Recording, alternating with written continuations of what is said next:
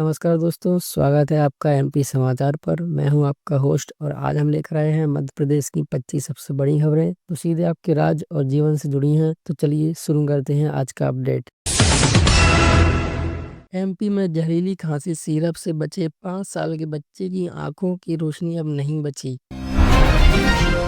ग्वालियर में Abhyuday Madhya Pradesh growth summit का आयोजन उद्योग निवेश को बढ़ावा देगा।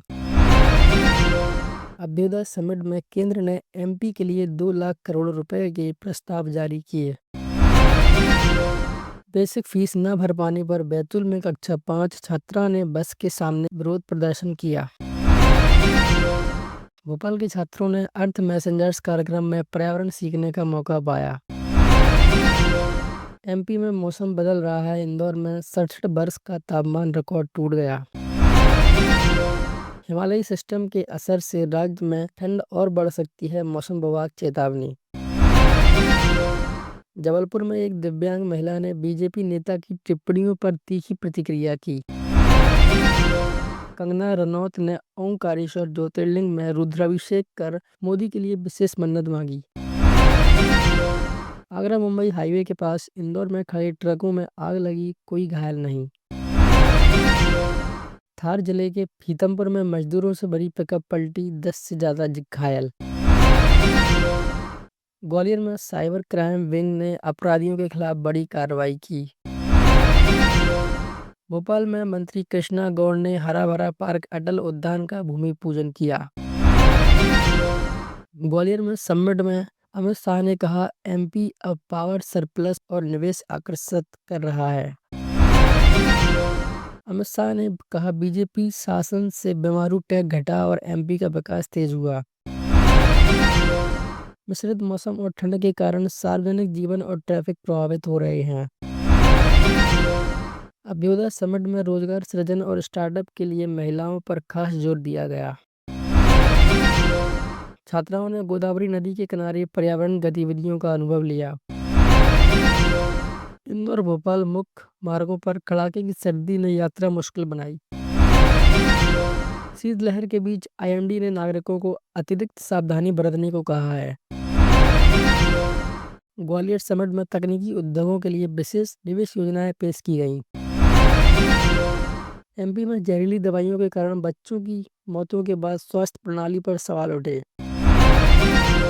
सामाजिक मुद्दों पर जबलपुर में चर्च समुदाय में विवाद और बहस जारी। सांसद कंगना ने नर्मदा परिक्रमा हेलीकॉप्टर से कराई धार्मिक यात्रा। सुरक्षित विद्यालय भोज के लिए शिवपुर स्कूल में पहले स्टील प्लेटें दी गईं। ट्रकों की आग ने राष्ट्रीय उच्च मार्ग यातायात को अस्थायी रूप से बाधित किया। प्रदेश भर में साइबर मामलों में पुलिस की सक्रियता बढ़ी है। मौसम की ठंड से बुजुर्गों और बच्चों की सेहत प्रभावित होने की चिंता। ग्वालियर ग्रोथ समिट में विभिन्न जिलों के प्रशासन ने भाग लिया। सर्दी में ट्रेनें देरी से चल रही हैं, जिससे यात्रियों को परेशानी हो रही है। पुलिस की कार्रवाई से साइबर अपराधियों के खिलाफ कई खुलासे हुए। मंत्री कृष्णा गौड़ द्वारा किए गए विकास कार्यों से स्थानीय जनता में उत्साह।